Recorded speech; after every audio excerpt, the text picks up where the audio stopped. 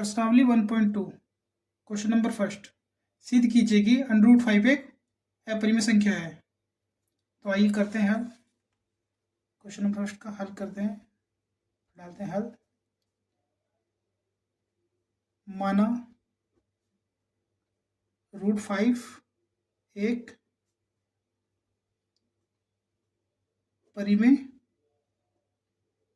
संख्या है, तो √5 = P/Q, जहां Q ≠ 0 व P/Q पूर्णांक हैं, ठीक है। तथा SCF ऑफ PQ = 1, कि अगर दोनों का P और Q निकालेंगे, P और Q का SCF कितना आना चाहिए 1, अगर 1 नहीं आता है तो क्या हो जाएगी अपरिमेय, ठीक है ना। तो करते हैं आगे सॉल्व।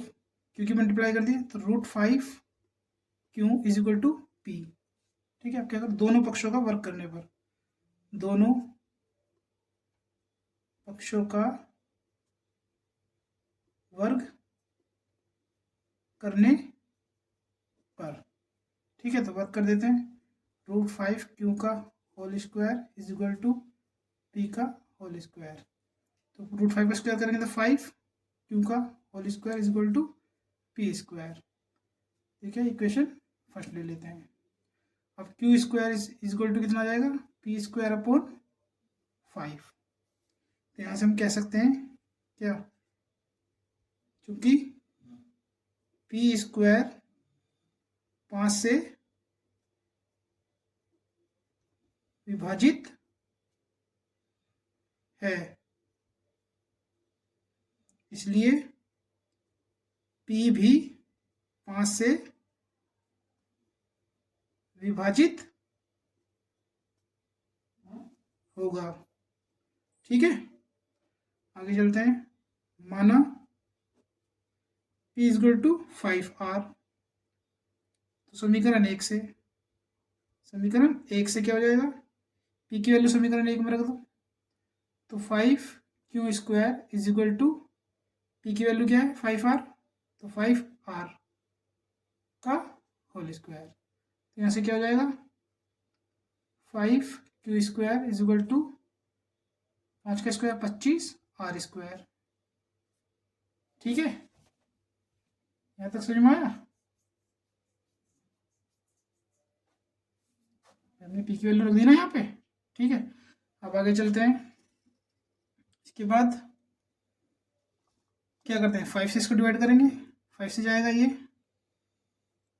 5 टाइम, ऐसे क्या जाएगा। आगे चलते हैं इधर कि Q² = 5R², तो R² बराबर क्या आ जाएगा, R² = आ जाएगा Q²/5।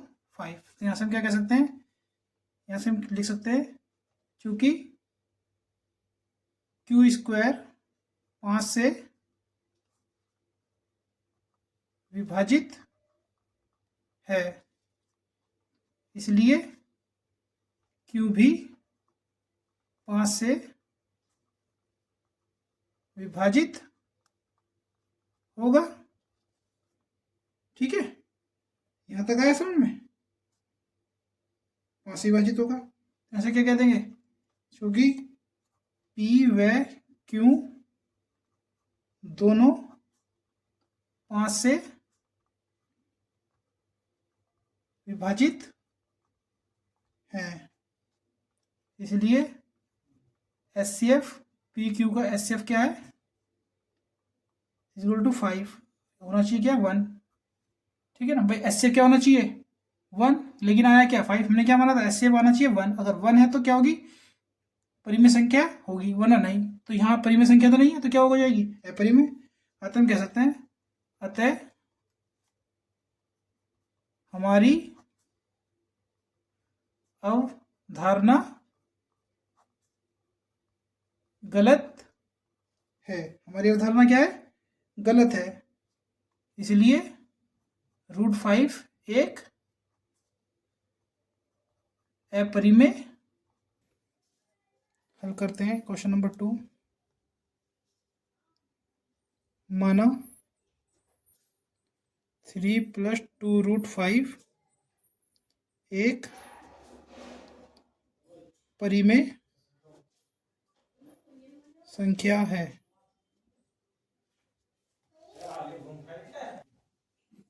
ठीक है, माना 3 + 2√5 एक परिमेय संख्या है, उल्टा मानते हैं।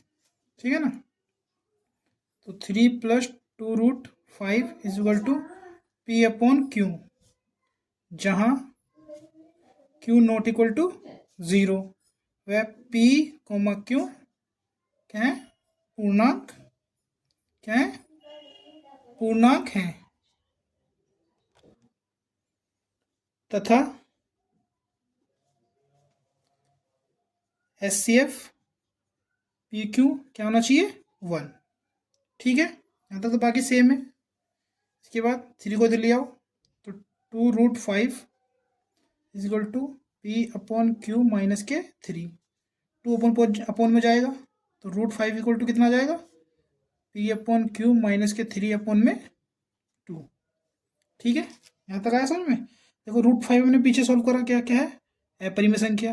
और ये क्या, देखो P/Q परिमेय, 3 भी क्या होती है, परिमेय, और 2 भी क्या होगी, परिमेय, तो ये पूरा परिमेय हो गया। इसे क्या मान लेते हैं, इक्वेशन फर्स्ट।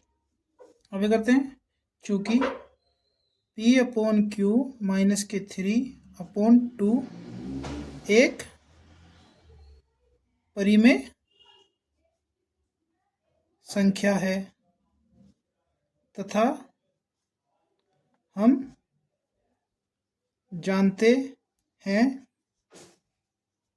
ये लिख देते हैं, कि √5 एक अपरिमेय संख्या है। ठीक है, अतः समीकरण 1 से क्या, कि √5 is not equal to P/Q - 3/2। भाई ये अपरिमेय पीछे सिद्ध करिए, और ये क्या है, परिमेय, तो नॉट इक्वल होगी। अतः हम क्या कह सकते हैं, अतः हमारी अवधारणा क्या है, गलत है। हमारी अवधारणा क्या है, गलत है। ठीक है ना, इसलिए क्या, इसलिए कि 3 + 2√5 एक अपरिमेय संख्या है। ठीक है, तो सिद्ध हो गया ना, क्या है, ये भी अपरिमेय संख्या है। आया समझ में। चलिए अब आगे चलते हैं क्वेश्चन नंबर 3 पर। ठीक है,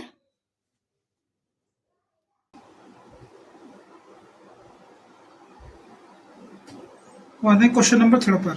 क्वेश्चन नंबर 3 क्या कहता है कि 1/2 एक क्या है, सिद्ध करना है कि अपरिमेय संख्या है। सुरेश करते हैं, हल करते हैं। हल, माना 1/√2 एक परिमेय संख्या है।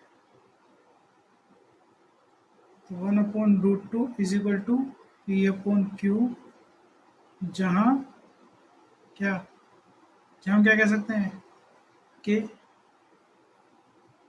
Q ≠ 0, PQ पूर्णांक है,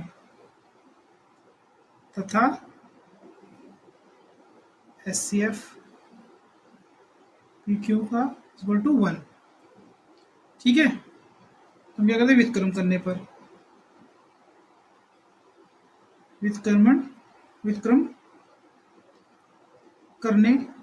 व्युत्क्रम करने पर क्या हो जाएगा, √2 = Q/P। भाई P/Q एक परिमेय संख्या है, तो Q/P भी क्या हो जाएगी, एक परिमेय संख्या हो जाएगी।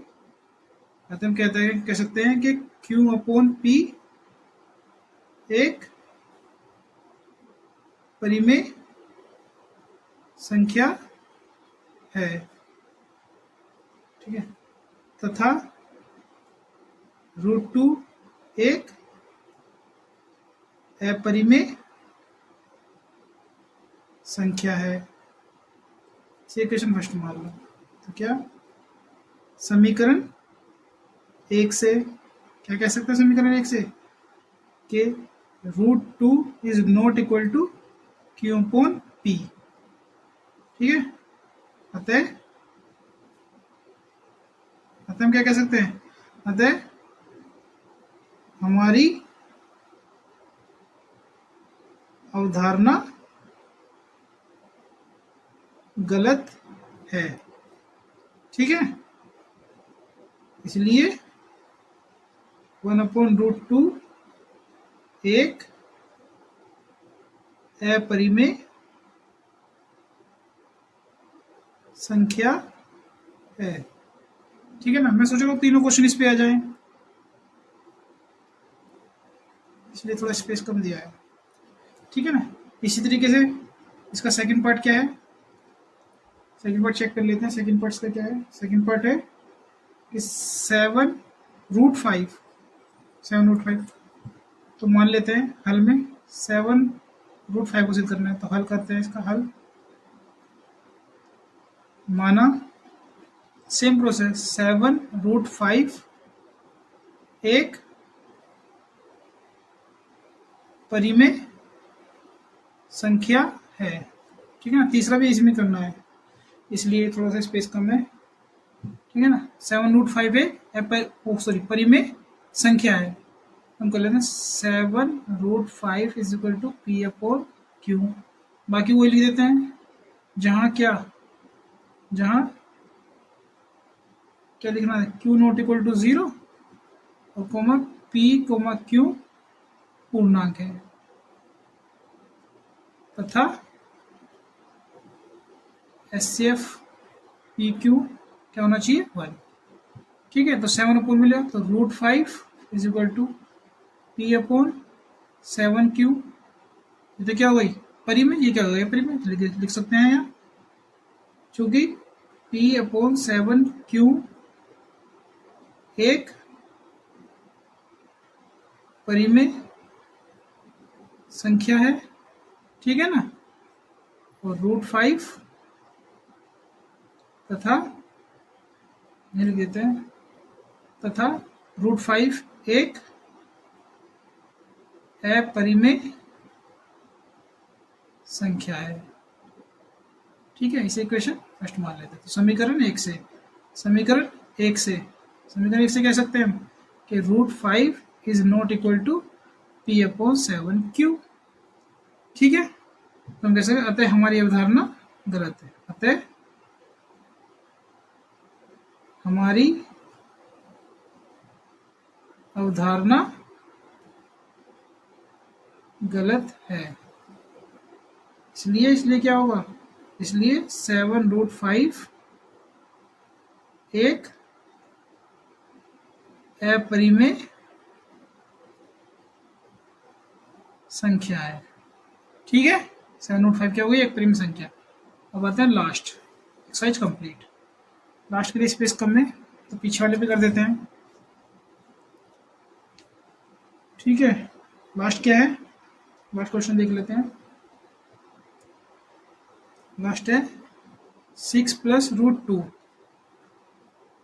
इसका थर्ड पार्ट है, तो इसको पीछे वाले पेज पे कर लेते हैं जो भी किया था। सेम हो जाएगा क्वेश्चन नंबर थर्ड का थर्ड पार्ट। क्या था, 6 + √2, तो ऐसे ही किया था, ये सेम ऐसी क्वेश्चन, तो ये कर लेते हैं। माना 6 + √2 एक परिमेय संख्या है। ठीक है, परिमेय संख्या है, तो हम क्या करेंगे, 6 + √2 is equal to P upon Q, जहां क्या Q नॉट इक्वल टू 0 और PQ क्या है, पूर्णांक है, तथा HCF P, Q का क्या है, 1 होना चाहिए। ठीक है, यहाँ तक तो सेम क्वेश्चन है, ये स्पेस नहीं था इसलिए इस पे किया। ठीक है, आगे क्या करते हैं, के 6 को ले जाइए तो क्या हो जाएगा, √2 is equal to P/Q minus के क्या हो जाएगा 6। ठीक है, हम कह सकते हैं चूंकि P/Q माइनस 6 एक परिमेय संख्या है तथा √2 एक अपरिमेय संख्या है। समीकरण फर्स्ट है, अपरिमेय संख्या है, तो हम कह सकते हैं समीकरण एक से क्या कह सकते हैं, समीकरण एक से कि √2 is not equal to P/Q minus के 6, भी इसकी इक्वल नहीं है, तो अतः हमारी अवधारणा क्या है, गलत है। अतः हमारी अवधारणा गलत है। ठीक है ना, इसलिए क्या हो गया, इसलिए हो गया कि 6 प्लस के √2 एक अपरिमेय संख्या है। ठीक है, आया समझ में। तो ये एक्सरसाइज 1.2 हुई कंप्लीट। इसके बाद चलेगा चैप्टर नंबर 2। ठीक है, तो परिमेय अपरिमेय क्या होता है समझ में आया आपको सबको, क्या होती है परिमेय, क्या होता है अपरिमेय। ठीक है, चलते हैं नेक्स्ट चैप्टर पर। थोड़ा सा समझ लीजिए इसी पे जो रह गया था कि अगर परिमेय प्लस परिमेय को प्लस करेंगे तो क्या आएगा, परिमेय संख्या आएगी। ठीक है ना, माइनस करेंगे तो क्या आएगी, परिमेय संख्या आएगी।